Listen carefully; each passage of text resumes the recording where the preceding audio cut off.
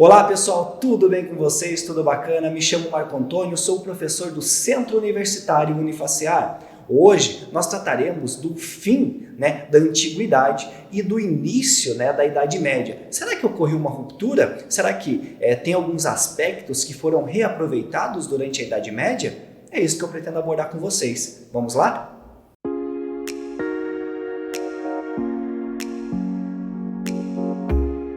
E aí pessoal, tudo bem com vocês? Tudo bacana? Tudo legal? Então, me chamo Marco Antônio, sou professor do Centro Universitário Unifacear e hoje, na nossa aula, trataremos do fim da Antiguidade e princípio da Idade Média. Aí a gente tem que pensar se é uma continuidade ou uma ruptura,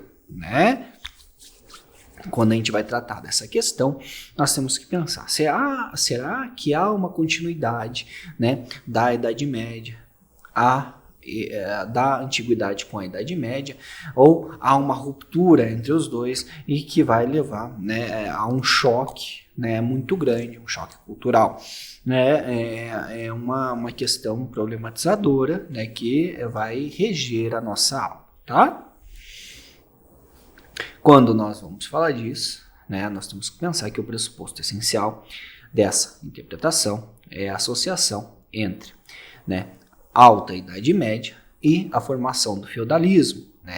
Esse ponto de vista ele reflete a popularização das teses marxistas sobre a formação da Idade Média, para a qual e muito contribui o livro Passagens da Antiguidade ao Feudalismo de Perry Anderson.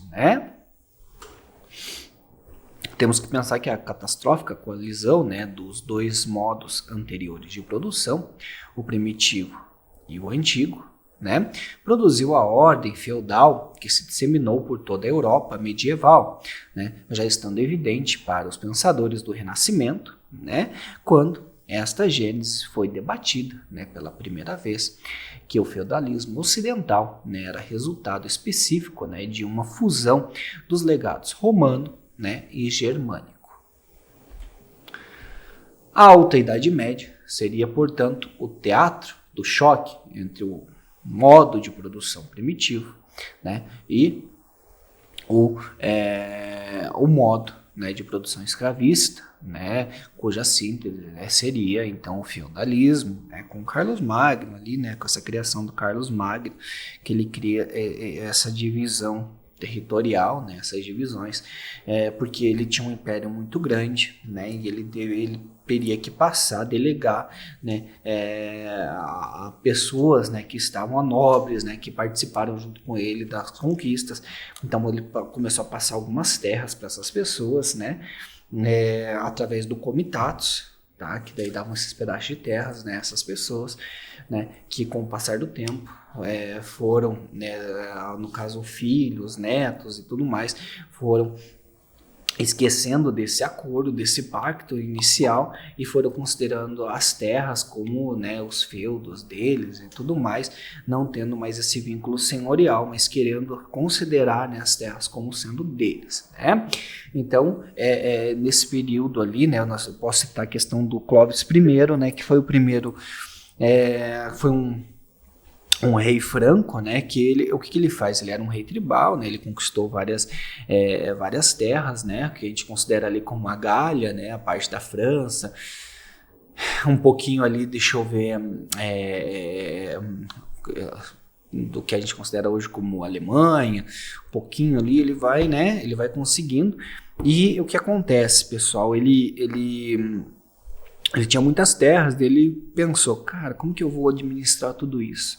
E daí ele simplesmente se converte ao cristianismo, porque ele pensa assim, que o cristianismo é algo... tem uma igreja, tem é uma igreja, mas tem uma questão administrativa muito forte. E essa questão administrativa que centraliza, que organiza, ele quis trazer para o império dele. Mas para isso ele teria que conhecer, e para conhecer ele teve que se converter. Então ele primeiro se converte ao cristianismo, né? E aí, ao se converter ao cristianismo, ele traz esse arcabouço administrativo da igreja para dentro do seu, do seu reinado, né? Do seu império. E aí foi isso que Clovis I fez, e aí iniciou esse processo, né, que vai desembocar ali nesse modo de produção feudal, né, e, né, depois, quando Marx ele vai falar, né, dessa forma que você tem uma sociedade que você tem quem produz, quem domina e tudo mais, mas daí ele já traz de um outro... de uma outra forma. Tem um escritor que já é falecido, ele faleceu, se não me engano, em 2018, eu não vou lembrar o nome dele, é um argentino, e ele bebe muito nessa ideia de Marx. Ele fala a sociedade pré-capitalista, né, feudo-burguesa, desculpem, a sociedade feudo-burguesa, e ele traz toda uma caracterização, me fugiu o nome dele agora, mas procurem sociedade feudo-burguesa, tá? E ele tem um livro muito bacana, que ele vai retratar isso, eu tenho ele, só que eu não me recordo o nome agora, tá? Mas procurem feudo-burguesia que vocês vão entender. Tá, as implicações dessa postura, né, são numerosas, ainda que o período, né, que o próprio Karl Marx, né, tenha preferido o conceito da formação econômico-social, né, os adeptos do materialismo histórico, ao longo do século XX, construíram suas análises, né, em torno do modo de produção, que restringe a Alta Idade Média à formação das relações feudais de produção, que seria esse momento, né, de transição de uma sociedade que pratica o escambo, né, para uma sociedade que senhorial, servil, né, para uma sociedade que começa a trabalhar com essa questão econômica, né? Por exemplo, você tem uma estrutura social ali na Alta Idade Média e na Baixa, onde você tem uma pirâmide social que você tem o rei, o clero e a nobreza, né, e depois o restante da população, né, onde você nascia pobre, você morria pobre, onde você nascia rico, você morria rico, era estratificada, desculpem, né, e daí ali você tinha essa questão de estratificação, quando, né, no período da Baixa Idade Média ali, no século XIII, mais ou menos, você tem um período de crise, são vários acontecimentos, você tem na peste negra, você tem a peste nos campos e tudo mais, você passa a ter uma migração dessa população senhorial, né, servil, para dentro das cidades, né? Essas cidades que estavam meio que abandonadas, então essas cidades elas começam a ter um movimento, então você tem um êxodo urbano, essas populações elas começam a caminhar para dentro das cidades, só que daí as cidades, por serem muradas, não tinham lugar, e daí eles se fixam em volta, né, dessas cidades, né, num lugar chamado burgo, né, e eles começam a fazer trocas de mercadoria por dinheiro. Primeiro momento, mercadorias que eles produziam no campo, tá? E começaram a fazer essa troca, né? Depois de um determinado momento, começavam a comprar, né, essas mercadorias que vinham, né, de pessoas que passavam, né, tecidos e tudo mais, e aí eles começam a fazer essa troca de mercadorias, né, e aí ganham muito dinheiro, tá? E aí você tem essa formação econômica e social dita, né, por quando nós falamos desse materialismo histórico, nessa construção, né, do modo de produção, que em um primeiro momento era servil, agora passa a ser um modo de produção, primeiramente, a gente fala que é o capitalismo primitivo, né, o feudo-capitalismo, tá? A feudo-burguesia, desculpe, e daí você tem a formação, até nós chegamos ali, a burguesia em si, que vem ganhando força, né, e daí consegue ascender, né, na primeira Revolução Industrial em 1740, na segunda ali em 1860 e assim por diante, tá bom? Ao considerarem as práticas jurídicas, né, as relações de parentesco, bem como as práticas religiosas, né, como o epifenômenos, né, do conjunto das relações de produção e das forças produtivas, os autores marxistas, né, eles relegaram a um segundo plano temas como a igreja, né, o parentesco, a justiça, né, a Alan Gehal, né, é um dos poucos autores que, influenciados pelo marxismo, integraram, né, a Igreja às suas reflexões sobre a Idade Média. No entanto, tá, de um modo geral, predominou, né, entre os marxistas uma abordagem, né, da alta Idade Média, né, determinista e profundamente marcada pela teleologia, né? Ao anunciar, né, o período da maturidade do feudalismo, né, ela seria apenas uma fase de transição um tanto longa, né, diga-se de passagem, um mero instrumento para a compreensão dos séculos posteriores. Essa má reputação da Alta Idade Média não é monopólio dos autores marxistas, não é raro deparar-se, né, com manuais da história, né, das ideias que, após abordarem Santo Agostinho, passam diretamente ao estudo da teocracia pontifícia, né, ou mesmo de São Tomás de Aquino, né, o criador da escolástica.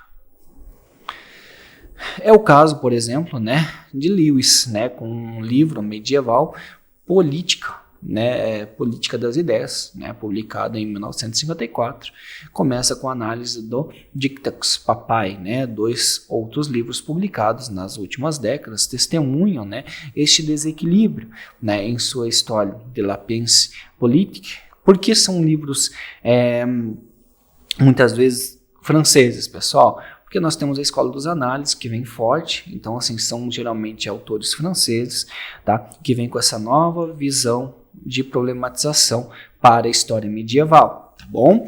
Então assim, temos a escola alemã, né, a escola historiográfica alemã que vem com força também, só que ela ainda não engrenou, não foi assim, porque quando nós trabalhamos com história, nós trabalhamos de certa forma com tendências, né? E a tendência que nós temos, né, durante grande parte do século XX e início do século XXI é com a escola francesa. A escola alemã, ela tem bons trabalhos, só que ainda não se destacaram, né? A escola alemã ela ainda não se firmou ainda como uma escola que veio para, digamos, substituir a escola dos análises, né?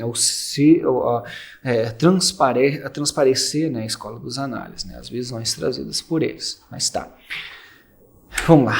No livro Political Thought in Medieval Times, né, somente 16 páginas, de um total de 184, dizem respeito à Alta Idade Média. Vejam, esses casos pontuais ilustram uma tendência muito mais ampla e ainda não completamente superada, se não considerar a Alta Idade Média como aquilo que os historiadores ingleses chamam de The Dark Ages.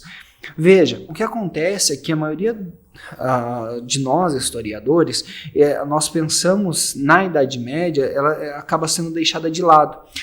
Nós não falamos, por exemplo, dos merovíngios, sabe? Quando eu falo ali do Clovis I, eu falei para vocês, temos os merovíngios, depois os carolíngios, depois ali em 985 depois de Cristo, ali quase chegando no ano 1000, nós temos os capetingios, que eles vêm assumindo ali essa questão do trono francês até para mais ou menos o século XVIII, XIX. Então ali eles estão, mas eles permanecem ali, mas o que importa para nós nem se destaca tanto os merovíngios, né, que estão, eles que implantam essa questão da Alta Idade Média e vem se destacando. Aí você tem os carolíngios, que daí é Carlos Magno, né?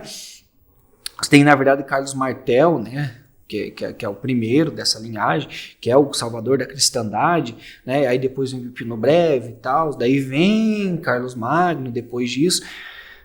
Mas notem que há um processo na Alta Idade Média que é muitas vezes deixado de lado, né? Que às vezes não é retratado. O que é retratado é a partir da Baixa Idade Média que surge quem? Surge essa classe burguesa que é sim importante para o desenvolvimento da nossa sociedade contemporânea. Vejam que é isso que é trazido. Tá? Então, assim, é discutido, será que há um momento na Idade Média que é deixado de lado, e aí você tem um momento de ruptura até ter um momento de continuidade?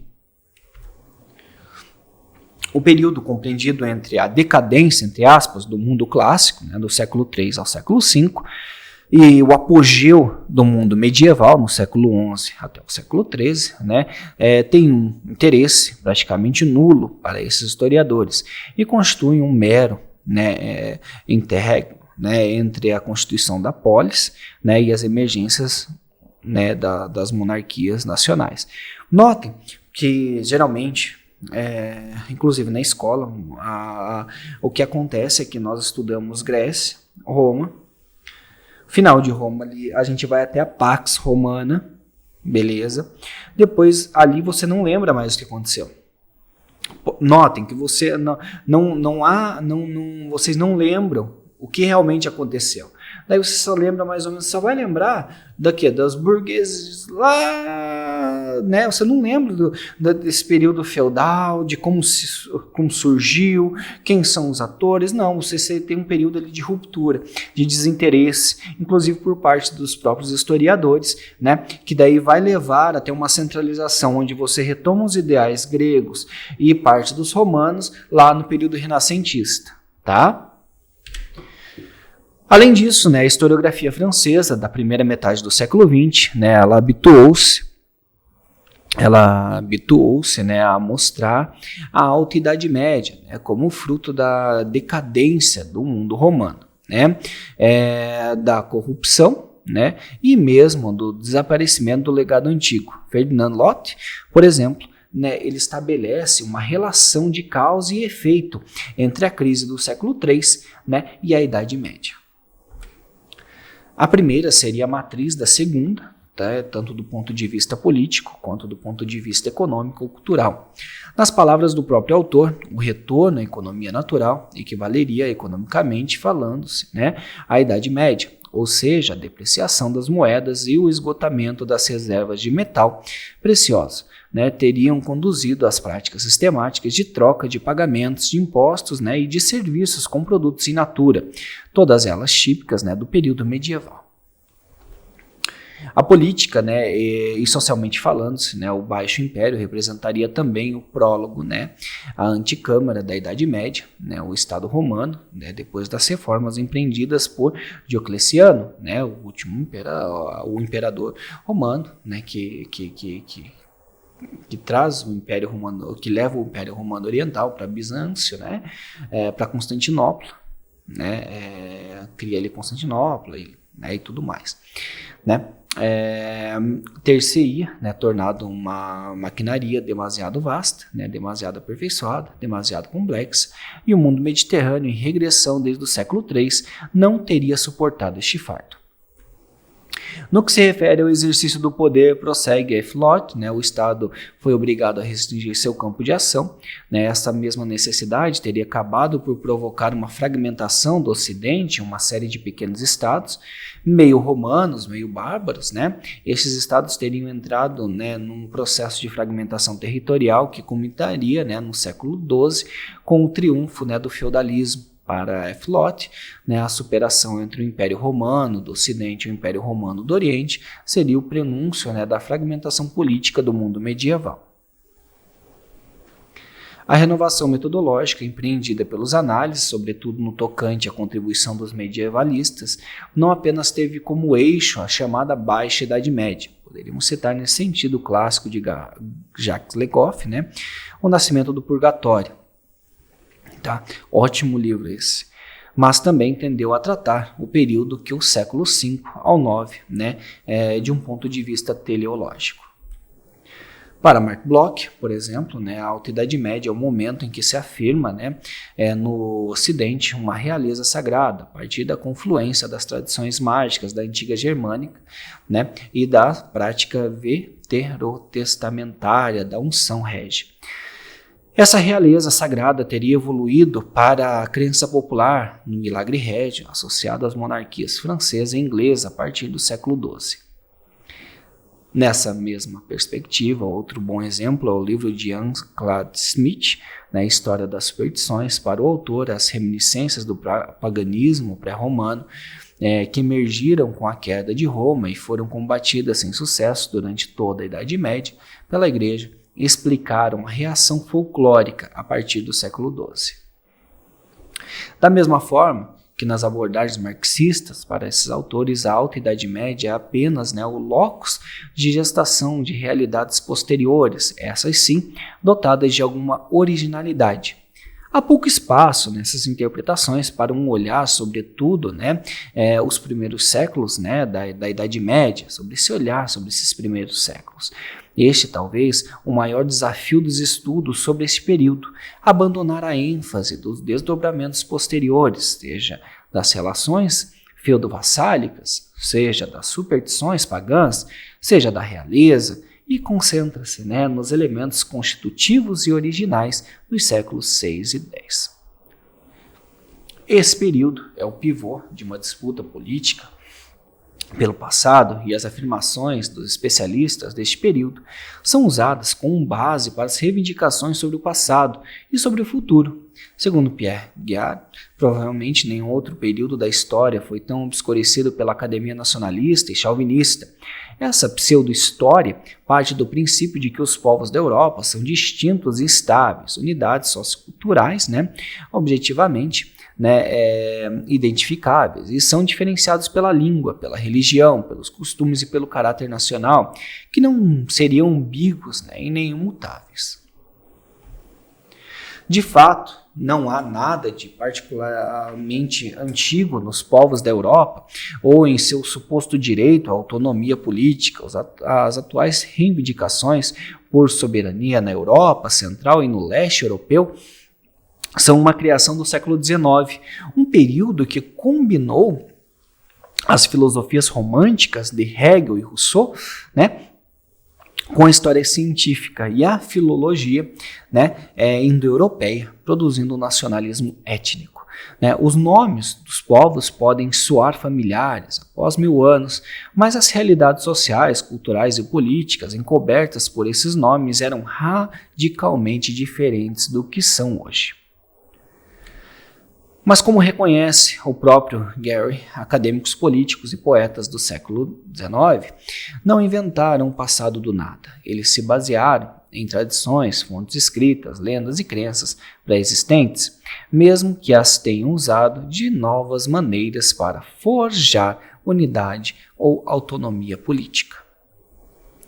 É preciso reconhecer que a identidade nacional não era a mesma do início da Idade Média. Ela tampouco constituía, né, o mais importante dos vínculos sociais. O senhor e o camponês, os ricos e os pobres não estavam unidos por uma identidade nacional comum. O elemento de coesão identitária era segmentado por classes e podia ser, ora românica, ora germânica. Como contraponto, as noções de ruptura e decadência do mundo romano, né, implícitas na expressão Baixo Império, a Antiguidade Tardia afirmou-se como o elo, né, entre Antiguidade e Idade Média. Né? Embora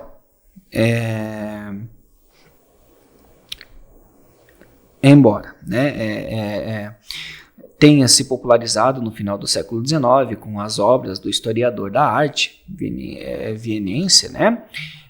E sobretudo com Peter Brown, né? Na segunda metade do século XX, que o termo Antiguidade Tardia conquistou uma posição de destaque, né, na reflexão historiográfica.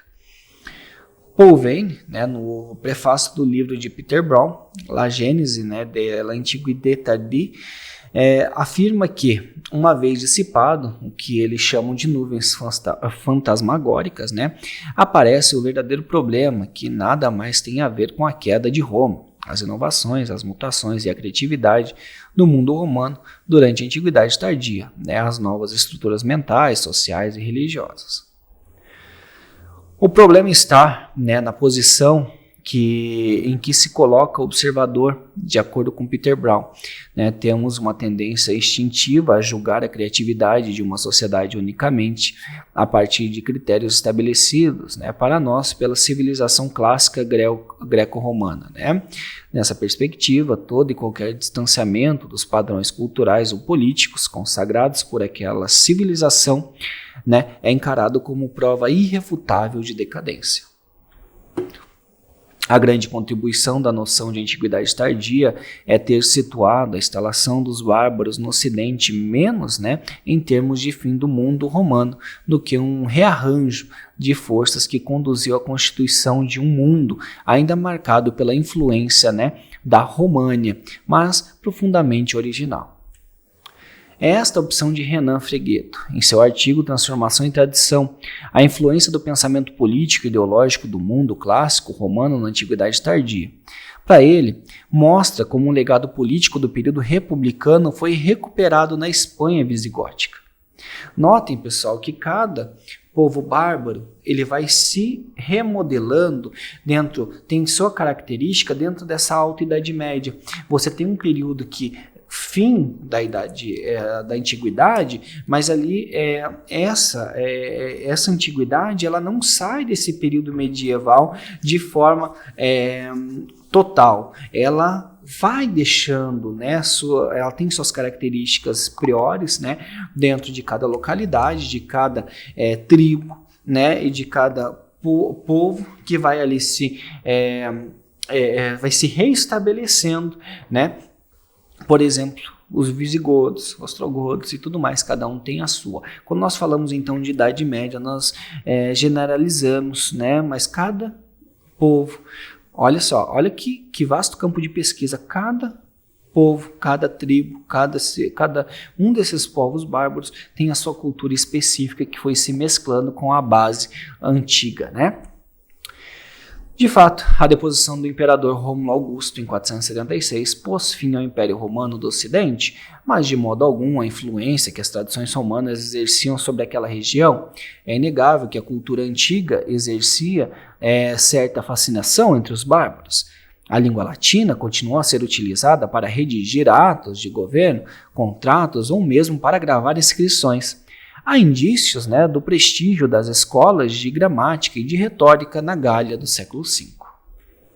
Os bárbaros não destruíram as escolas e seus reis atuaram como protetores de diversos letrados. Os séculos V a VII são marcados pela redação de várias leges bárbaras, tais como o Pactus Legis Salicae entre os francos, o Código de Eurico entre os visigodos, o Liber Constitutionio, entre os burgúndios. Esses textos são redigidos em língua latina por juristas romanos ou bárbaros com amplo conhecimento no direito romano. As numerosas cópias de manuscritos do Codex Theodoncianus, por exemplo, realizados em Lyon e em Clermont, mostram a continuidade do direito romano. A assimilação dos bárbaros foi facilitada pelo pequeno impacto demográfico que causaram. Eles representavam, em média, cerca de 5% da população da Gália, no máximo 10% do norte dessa região. Os autores cristãos não possuem uma cultura à parte. É na escola antiga que eles adquirem os elementos indispensáveis para a sua formação. É o caso da importância da gramática para a exegese bíblica e da retórica para a pregação. A crise do Império Romano é, sem sombra de dúvida, o tema de predileção da historiografia moderna e, de certa forma, constitui um mito da noção de alta Idade Média. Para André Piganiol, esse é o mais importante dos problemas da história. O recenseamento feito em 1982 pelo historiador alemão Demant das diversas teses apresentadas para aplicar este fenômeno por historiadores, filósofos, economistas, entre outros, parece dar razão a Piganiol.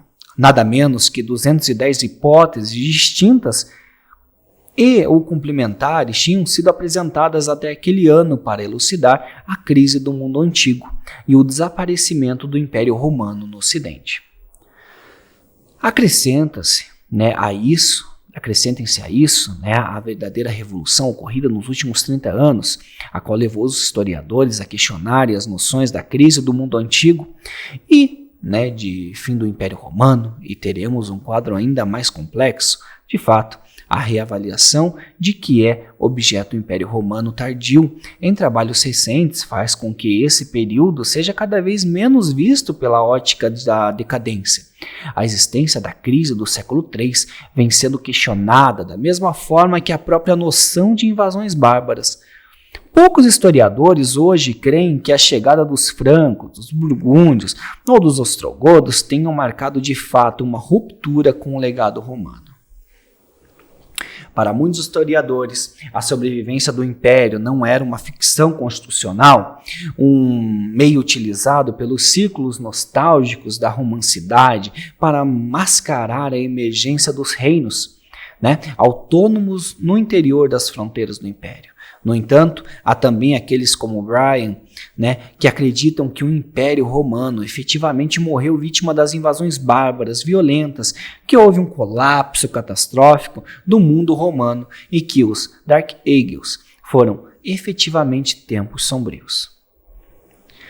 É bastante relevante o papel desempenhado pela historiografia cristã, bem como pela historiografia de inspiração senatorial da construção e da difusão de uma lenda negra em torno da chamada crise do século III e da entrada dos povos bárbaros no interior do Império.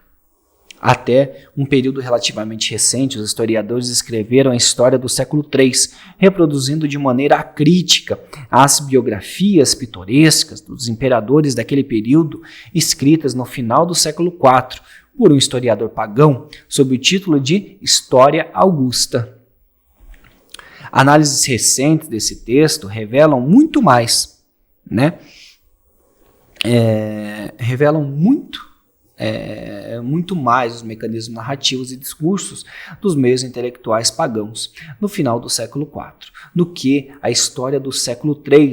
Havia também desses meios pró-senatoriais, né, uma clara atitude nostálgica que consistia em valorizar o período que chamamos Alto Império, em detrimento da decadência posterior. Se nos reportarmos às obras de autores cristãos na Antiguidade Tardia, observamos, né, razões distintas, né, mas não menos importantes para os abundantes relatos que acentuam as calamidades daquele tempo. Eusébio, Ambrósio de Milão e outros historiadores cristãos apresentam um quadro catastrófico do Império Romano. As epidemias devastadoras, as invasões bárbaras, as guerras civis, as mortes violentas de imperadores e outros personagens importantes seriam castigados, né, castigos enviados por Deus, em resposta às perseguições sofridas por seus fiéis. Essa leitura dos eventos contemporâneos, né, explica-se também pelo caráter teleológico da reflexão historiográfica cristã. No interior das comunidades, ainda profundamente marcadas pelo ideal salvífico, os acontecimentos apocalípticos eram a melhor demonstração de eminência do retorno de Cristo. O culto literário, né, está em decadência e também morre nas cidades da Gália. Assim, quando se cumpriram as boas e as más ações que a barbárie dos povos se desencadeava, que as violências dos reis redobravam, que as igrejas eram atacadas pelos heréticos e protegidas pelos católicos, que a fé do Cristo tornava-se mais ardente em alguns, mas esfriava em outros, que as igrejas eram enriquecidas pelos devotos e despojadas pelos infiéis. Não se encontrava um só letrado suficientemente versado na arte da dialética para descrever tudo isso em prosa ou em versos métricos.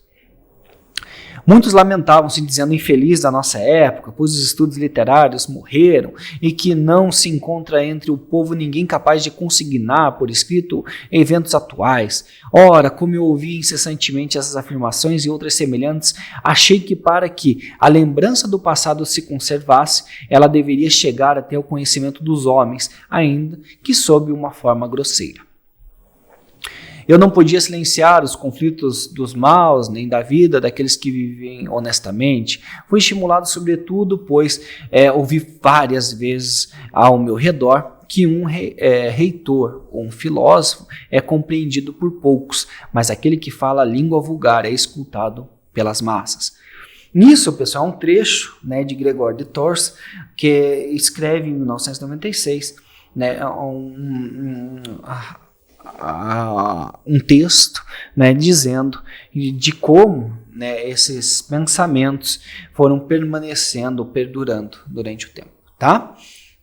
Essa descrição ela tem sido apontada como um dos melhores indícios, né, da decadência da tradição literária clássica.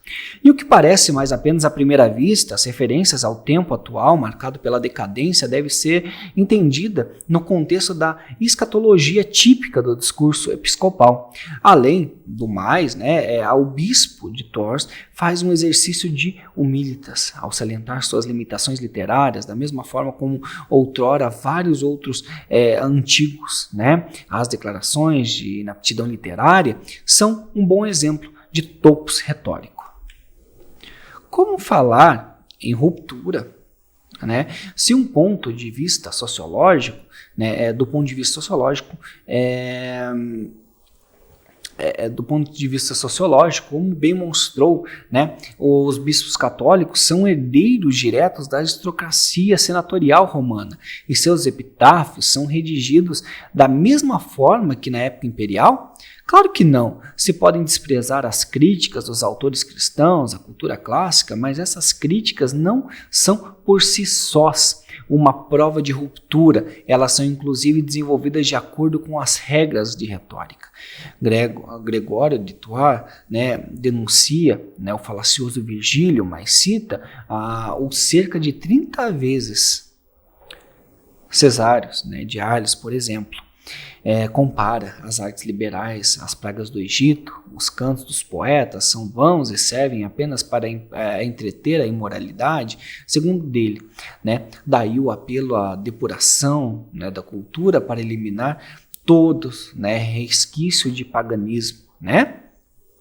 Mas o mesmo Cesário pedia humildemente que os letrados se contentassem, né, em suportar sem reclamações as expressões rústicas, de modo que o rebanho do Senhor pudesse receber o alimento celeste e uma linguagem simples, né, e terra a terra, né?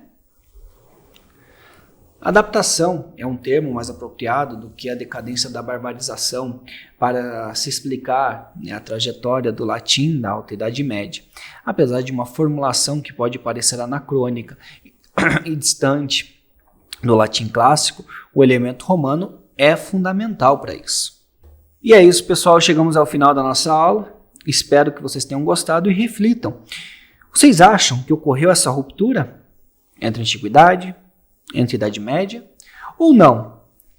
Ou vocês acham que a antiguidade lançou as bases para essa Idade Média?